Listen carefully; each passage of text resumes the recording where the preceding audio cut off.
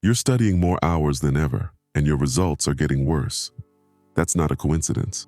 There's a phenomenon researchers call the illusion of competence. It explains why you can study for 12 hours and still fail the exam. Your brain thinks it's learning, but it's not. In Japanese, there's a word for what you're doing right now: gamen, endurance without purpose, suffering for the sake of suffering. Once you understand what's actually happening inside your head, you'll never study the same way again. We're breaking down the real reason more effort leads to worse results, and the four-part system that actually fixes it. Let's start with where the damage begins. Part 1, the broken input. Here's something no teacher ever told you. Your brain has a ceiling, a hard limit on how much it can actually absorb in one sitting. For most people, that ceiling sits somewhere around 4 to 6 hours of real, focused work. Not background studying with music playing, not flipping through notes while checking your phone. Actual focused intake. And here's where it gets worse. When you push past that ceiling, you don't just stop learning. You start unlearning. Your brain gets overloaded. It can't process what's coming in, so it starts dropping what it already stored. Every hour past that limit isn't adding to your knowledge. It's creating noise that scrambles everything you worked for. This is why you can study all day and wake up the next morning feeling like you remember nothing. Because you don't. Your brain never saved it. Think about it like this. Imagine trying to pour a gallon of water into a small cup in 1 second. Most of it doesn't go in. It spills everywhere. That's your 14-hour study session. You're pouring and pouring, but the cup was full 6 hours ago. Now, add stress to the equation.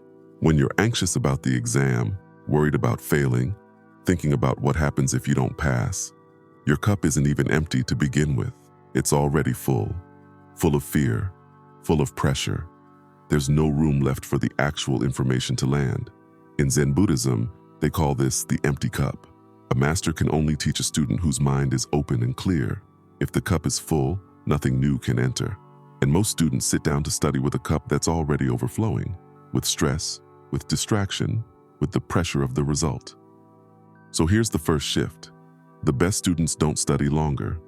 They recognize when their cup is full, and they stop pouring. It's not laziness, it's intelligence. They understand that grinding past the ceiling doesn't make them smarter, it makes them worse. But knowing there's a limit is only half the problem. Because here's the thing, even in those first 4 hours, most people are doing something that feels like studying, but isn't learning at all. Part 2, the fake progress trap. Reading is not learning, and nobody told you this. When you sit down with a textbook and read through a chapter, something happens in your brain. You see the words, you recognize the concepts, and that recognition creates a feeling that says, I know this now. But you don't. Recognition is not knowledge. Your brain is playing a trick on you. It's confusing, I've seen this before, with, I understand this. And that trick has a name. Researchers call it the illusion of competence. Here's how it works. You read a page, you highlight the important parts. Maybe you read it again, and because the information looks familiar now, your brain assumes it's stored. It feels like progress. It feels like learning. But try this. Close the book right now, grab a blank piece of paper, and write down the last 3 things you studied. Not the topics, the actual concepts. Explain them. If you can't do it without looking, you didn't learn them. You just saw them. Your eyes moved across the page, but nothing made it into long-term memory. This is the trap. You're doing something that looks like work. It feels like work, but it's empty. It's motion without progress. And here's what makes it worse. The system you were taught, read the chapter, highlight key points, review your notes. This is the worst possible way to learn. And schools have known this for decades, but they keep teaching it because it's easy to measure, easy to assign, easy to grade. They optimized for their convenience, not for your brain. So let's get something straight. If you've been studying for hours and your grades don't reflect it, that's not a sign that you're stupid. That's a sign that your method is broken. The problem was never your intelligence, it was your approach. Here's the shift that changes everything. Your brain doesn't learn from input, it learns from output. Information doesn't stick when it enters your head, it sticks when you pull it back out. Reading is input, explaining is output, and output is where learning actually happens. The moment you stop trying to receive information and start trying to retrieve it, studying becomes twice as powerful in half the time. But what does that actually look like in practice?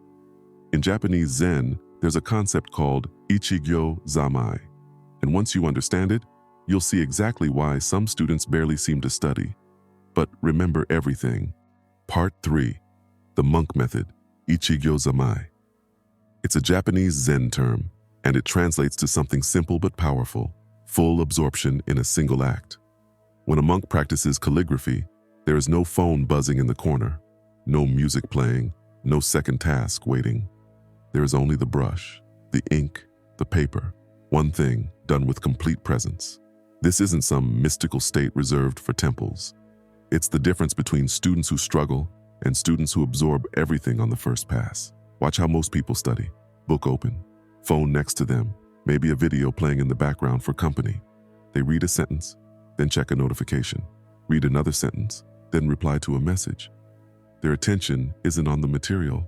It's split across 5 different things, and they wonder why nothing sticks. Now watch how top students work.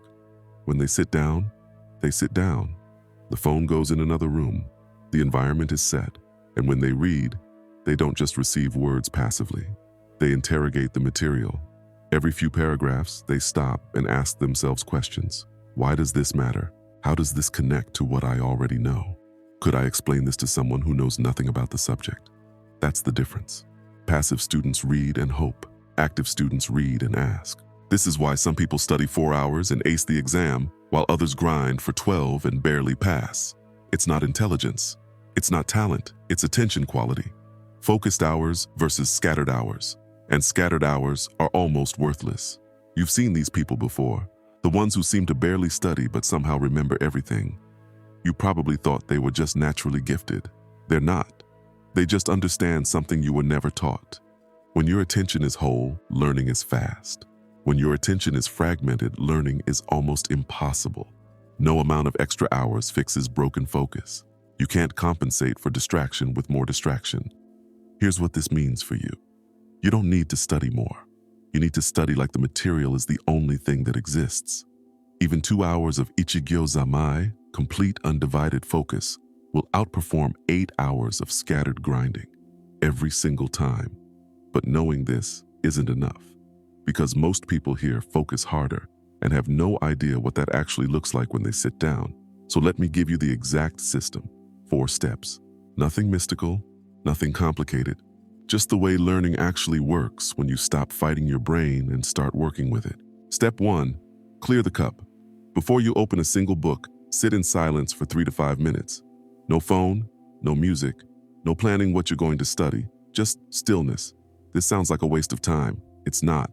Remember what we said earlier. If your mind is already full of anxiety about the exam, there's no room for information to land. You're trying to pour into a cup that's already overflowing. So before you pour anything new, you empty the cup first. This isn't meditation. You don't need to do anything special. Just sit. Let your thoughts settle. Let the noise in your head quiet down. When you feel your mind slow down, even slightly, you're ready. Most students skip this completely. They sit down already stressed, already scattered, already thinking about the result instead of the process. And then they wonder why nothing sticks after hours of work. 3 to 5 minutes of stillness before you start will double your retention in the first hour.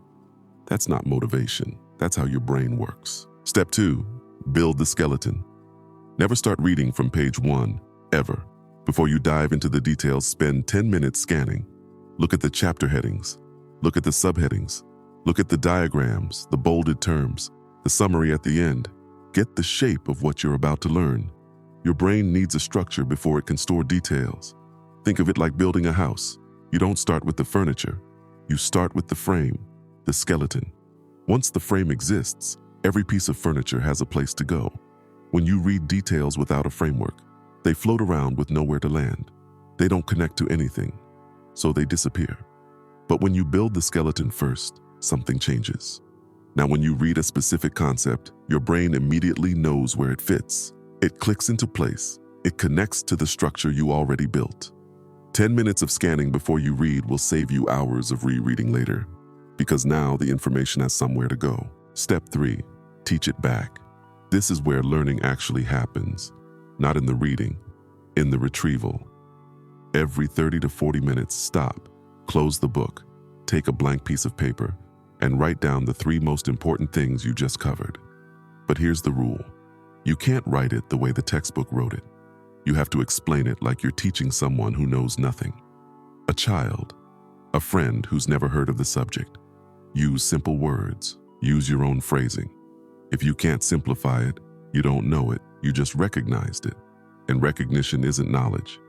This is the Feynman method, named after Richard Feynman, one of the greatest physicists who ever lived.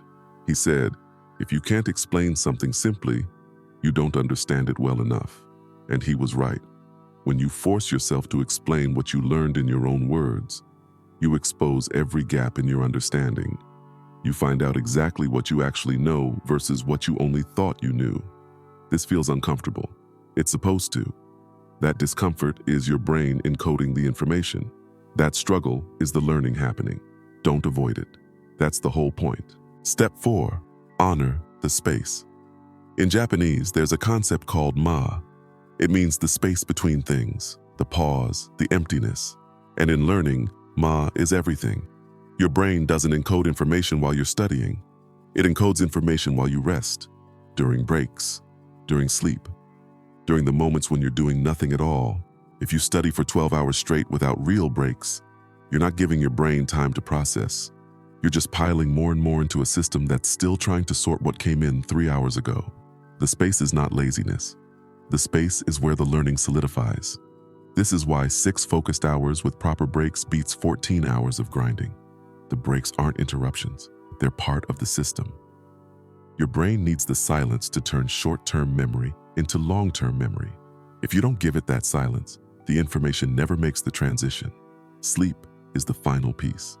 Your brain does its deepest encoding while you sleep. Students who study and then sleep retain significantly more than students who study and stay awake. Pulling an all-nighter before an exam isn't dedication. It's self-sabotage. Honor the space. Build rest into your system. It's not a reward for working hard. It's the thing that makes the work stick. Here's the reality. You can keep grinding 14 hours and wondering why nothing changes. You can keep reading the same chapters over and over, hoping this time it sticks.